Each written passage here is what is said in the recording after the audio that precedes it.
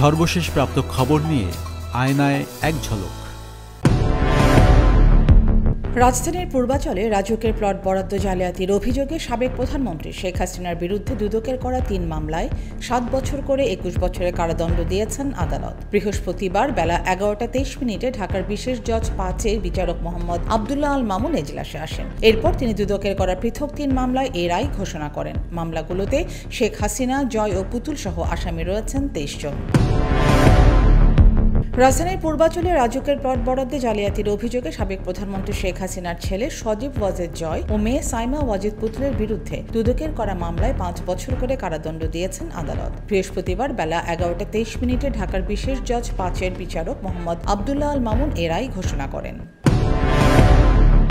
ত্রয়োদশ জাতীয় সংসদ নির্বাচনে স্ব দলের প্রতীকে ভোটের বিধান চ্যালেঞ্জ করে হাইকোর্টে রিট দাখিল করা হয়েছে। বৃহস্পতিবার জাতীয়তাবাদী গণতান্ত্রিক আন্দোলন NDM এর মহাসচিব মমিনুল ইসলাম রিটটি দায়ের করেন।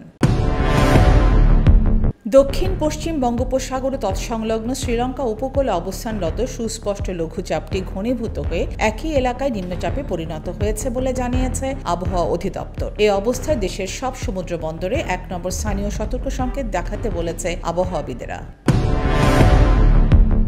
পাকিস্তানের সাবেক প্রধানমন্ত্রী ইমরান খানের মৃত্যুর গুজব নাকচ করে দিয়েছে আদিয়ালা কারাগার কর্তৃপক্ষ।